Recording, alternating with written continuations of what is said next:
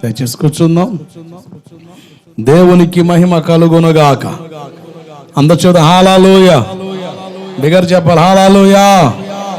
చేరిన మీ అందరికీ ప్రభుడును రక్షకుడైన యేసు క్రీస్తు ప్రశస్తమైన నామంలో పరిశుద్ధ అభిషేక అగ్ని పరిచర్య అంతటి తరపున నా వందనాలు. బయట చెప్తారా? Praise the lord.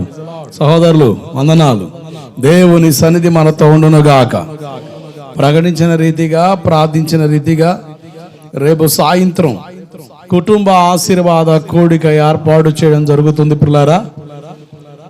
ఆ కూడికలో దేవుని వాక్యాన్ని అందించడానికి దేవుని చేతిలో ఘనంగా వాడబడుతున్న దైవజనులు నా ప్రియమైన అన్న మదిరి జోసఫ్ గారు, బిషప్ గారు, ఎమానుయేల్ మినిస్ట్రీస్ తరపున బిషప్గా దాదాపు ఒక 2000 మంది సేవకులకి ఓ చక్కని మ్యానిటర్గా, సలహాదారులుగా ఆ సంస్థ తరపున చక్కగా పనిచేస్తున్న దైవజనులు.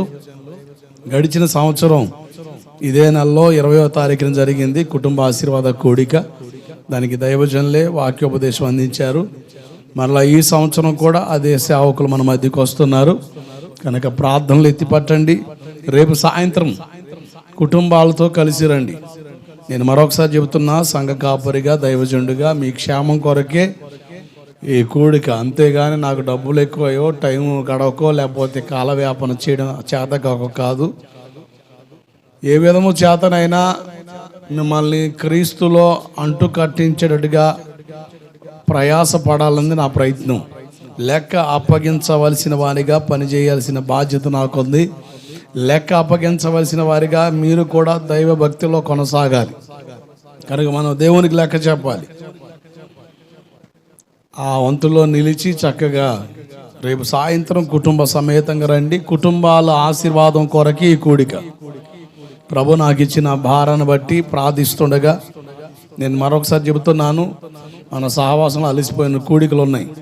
మనకి ఏప్రిల్, మే నెల 2 నెలలే గ్యాప్. అన్ని సంఘాల్లో అప్పుడే హడావుడి. కానీ మనకు అదే 2 నెలలు హాలిడేస్. ప్రశాంతంగా నేను బయట సభలకు హాజరవుతా, ప్రశాంతంగా మిమ్మల్ని బలపరుచుకుంటూ తిరుగుతాను. ఇక జూన్ మాసం నుంచి యథావిధిగా జూన్ నెలలో ఈ నెలలో కూట ఉంటుంది, జూలై నెలలో ఉపవాస ప్రార్థనలు, ఆగస్ట్ నెల కాస్త బ్రేక్, మళ్ళీ సెప్టెంబర్ సంఘక్షేమ అభివృద్ధి కూడిక, మళ్ళీ అక్టోబర్ ఉపవాస ప్రార్థనలు, నవంబర్,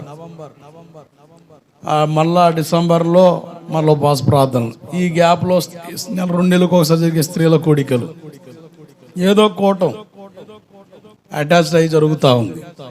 ఇంతగా జరుగుతున్నప్పుడు మళ్ళీ పని కట్టుకొని కూటమని నేను ప్రభువుని ప్రశ్నించినప్పుడు పరిశుద్ధాత్ముడు నన్ను ఆలోచింపజేశాడు. ఒక చక్కని మాట చెప్పాడు, కుటుంబాల ఆశీర్వాదం కొరకు ఒక ప్రత్యేకమైన కూడికని ఏర్పాటు చేసుకోని. కనుక ఆయన మాటకు లోబడ్డం నా ధర్మం. నాకు డబ్బులు ఉంటాయా, నాకు కుదరదా, జనాలు ఇబ్బంది పడతారా, ఇబ్బంది పడరా, తర్వాత సంగతి. మొదట దేవుని మాటకు విధేయత చూపడం, దానికి లోబడ్డం అన్నది నాకు కాదు, మనందరికి ఆశీర్వాదం. ఆమేన్, హల్లెలూయా. కనుక రేపు సాయంత్రం కుటుంబ సమేతంగా రండి. ఇంకా హాస్టల్స్కి వెళ్ళని పిల్లల్ని మొన్న శుక్రవారం చెప్పాను, రేపు కూటమి అయిపోయిన తర్వాత స్కూల్కి పంపించవచ్చని. వచ్చే సంవత్సరం నుంచి 12వ తారీఖు మునిపే ఏర్పాటు చేసేస్తాను. చక్కగా స్కూల్ పిల్లలకు కూడా ప్రార్థన చేయించుకొని హాస్టల్స్కి, కాలేజెస్కి, స్కూల్స్కి వెళ్తున్నారు కదా, వాళ్ళందరి కొరకు ఏకదమ్ముగా ఈ కుటుంబ ఆశీర్వాద కోటలోనే చక్కగా కూడుకొని ప్రార్థన చేయడానికి అవకాశం ఉంటుందని ఆలోచన చేశాను. కనుక ఆ ఆలోచన మేరకు వచ్చే సంవత్సరం చక్కగా అలాగే ప్రభు సహాయం చేయునుగాక.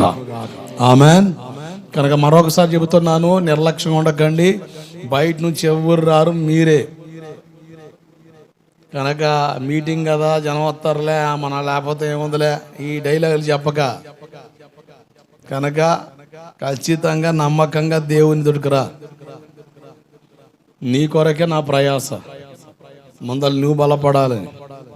ఒక తల్లిగా, తండ్రిగా నీ పిల్లల కోసం నువ్వు ఎంత ఆలోచన చేస్తావు, అదే రీతిగా కాస్త కోసం నేను కూడా ఆలోచన చేయాలి నీ కొరకు. ఇక వచ్చిన సంద జేబులో నింపేసుకుందాం, ప్రశాంతంగా తిని దొర్లుదాం అంటే కుదరొచ్చామో, కానీ రేపొద్దున లెక్క చెప్పాల్సిన అవసరత ఉంది. కనుక లెక్క చెప్పాల్సిన అవసరత ఉందన్న భయం కడుపులో పెట్టుకున్నాను కనుక నా వంతు తిప్పలు నేను పడుతున్నా. నువ్వు ముక్కుతావా మూలుగుతావా అన్నది నాకు ముఖ్యం కాదు. నువ్వు దేవుని చేత కట్టబడాలని నా ప్రాముఖ్యత. దేవుడికి స్తోత్రం కలుగునుగాక.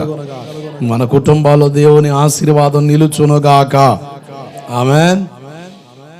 ఈ కూటమి అయిపోయిన తర్వాత కొంచెం పురుషులు కొంచెం చిన్న సహాయం చేసి వెళ్ళండి. కాస్త కొంచెం ఏర్పాట్లు చేయాలి. ఈ వాతావరణం కూడా కొంచెం తేడా కొంచెం నిమితించా. మళ్ళా ఈ కూటమి అయిపోగానే మళ్ళీ నేను చెరుకుంపాలెంలో వాక్యం చెప్పడానికి వెళ్ళాలి. మళ్ళా హడావిడిగా మళ్ళా సాయంత్రం మళ్ళీ ఇప్పుడే చెప్పేస్తున్నాను. సాయంత్రం సహోదరులు అంజీ అన్న కుటుంబం తరపున జ్ఞాపకార్థ కూటమి ఉంటుంది. సహోదరి అన్నమ్మ గారి జ్ఞాపకార్థంగా కనుక అలాగే 2 వివాహ కార్యక్రమం జరిగినాయి కదయ్యా. అవన్నీ పురస్కరించుకొని సాయంత్రం సంఘం అందరి భోజనాలు ఏర్పాటు చేస్తాం. కనుక సంఘానికి చెప్పండి. నీకు గడిచిన రాత్రి నాకు వాళ్ళు తెలియజేసిన దాన్ని బట్టి రాత్రి చెప్పిన మరలా చెబుతున్న సందర్భాన్ని బట్టి అంటే నాకు ఖాళీ లేదు, నిమిషం తీరిక లేదు, దమ్మిడి ఆదాయం లేదు అన్న డైలాగ్ నేను చెప్పను. దేవుడికి స్తోత్రం కలుగును గాక. నేను చేసే దేవుని సేవ. ఆమేన్. కనుక దేవుడు ఖచ్చితంగా కష్టానికి తగిన ప్రతిఫలం దేవుడు ఇస్తాడు. క్షణం తీరిక లేదు, దమ్మిడి ఆదాయం లేదని డైలాగ్ బయట చెప్తే బాగానే ఉంటుంది. మేము చెప్పకూడదు. ఆదాయం కొరకు సేవ చేయట్లే, ఆత్మల సంపాదన కొరకు గనక ఆదాయం అన్నది మాకు అవసరత కాదు. దేవుడే మా అవసరాలు తీర్చేవాడు.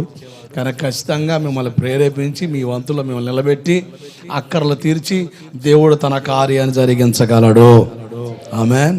కనుక రేపు కూడి కొరకు మీ వంతు సహకారం అందివ్వండి. కనుక మీ వంతుగా అది మీ బాధ్యత. ఏం చెప్పండి? భారమా బాధ్యత? బాధ్యత అంతే. బాధ్యత భారంగా ఉండదు, బాధగా ఉండదు, కష్టంగా ఉండదు, ఇబ్బందిగా ఉండదు. It's your responsibility.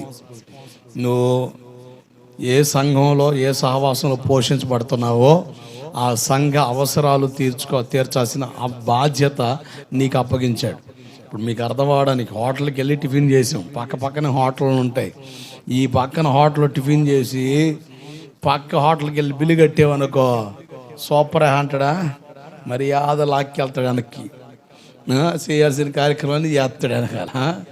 ఖచ్చితంగా అంతెందుకండి, బండి వాడు పక్క హోటల్ ఎదురు ఆపుతానే పక్కది ఆ హోటల్ పోతే ఎడబెడతాను తీసుకెళ్ళి ఆడబెట్టు అంటాడు. కనీసం అక్కడ నిలబడ్డ ఒప్పుకోడు, ఆడకాడ చేయగడిగిన ఒప్పుకోడు. ఆడగడుక్కో ఎడగడగొద్దు అంటాడు. అంటే అంత నిర్దాక్షిణంగా మేము మాట్లాడతామని కాదు, అర్థం అవడం కొరకు చెబుతున్నాం అంతే. దేవుడికి స్తోత్రం కలుగునుగాక. కనుక రేపు సాయంత్రం ఒక్కరోజే కనుక కుటుంబ సమేతంగా రండి. మన సహవాసాన్ని ప్రేమించి ఇలా మీటింగ్స్ ఏర్పాటు చేస్తూ వచ్చే వాళ్ళు ఉంటారు కదా మన గ్రామంలో వాళ్ళు కూడా చెప్పండి, చక్కగా హాజరవుతారు. దేవుని వాక్యం ధారాళంగా విందుముగాక. ఇంకొక మనం ఏంటంటే సమయానికి వచ్చేసేయండి. లేటుగా వచ్చే వాళ్ళకి నా నిండు వందనాలండి. నిండు వందనాలు. ఎందుకు? భలే త్వరగా వస్తున్నారన్నమాట. బాగా అలవాటు పడుతున్నారు. కనుక పరిస్థితులు మార్చాల. కోటం అంటే 11:30 12 కాదు, 10 గంటలకు అయిపోతే ప్రశాంతం. నీకు ఇబ్బంది ఉండదు, నాకు ఇబ్బంది ఉండదు. మేము మనుషులమే మర మనుషులమా ఏమంటే? మాకు నిద్ర వస్తుంది, మాకు నొప్పులు వస్తాయి, మాకు ఆకలేద్ది, మాకు బాధలు ఉంటాయి. మేము మనుషులమేగా. కనుక మమ్మల్ని అర్థం చేసుకోండి, టయానికి వచ్చేయండి. నీవే పెద్ద పోటుగాడు కాదు, పనివాడు కాదు, పనిదాను కాదు. మేము కూడా పని వాళ్ళమే. మేము దేవుని పని చేస్తున్నాం. మేము ఓరకనే తీరిగ్గా తేరగా దొర్లుతలేము. అర్థమైందా? కనుక అర్థం చేసుకోండి, టయానికి వచ్చేయండి. 8:30కి పాస్టర్ గారికి వాక్యం ఇచ్చేస్తా అంటే 8:15కి గ్రౌండ్లోకి వచ్చేయాలి. కనుక రేపు ఒక అడుగు ముందలే నువ్వు టపా టపా టపా టపా టపా పనులు చేసి టైఫీ పని ఆడకు రావాలా చర్చి గ్రౌండ్లోకి రావాలా. ముచ్చట్లు మూతులు తిప్పడాలు ఆడాడే తిరగడాలు ఆపి టయానికి వచ్చేసేయండి. దేవుడికి స్తోత్రం కలుగునుగాక.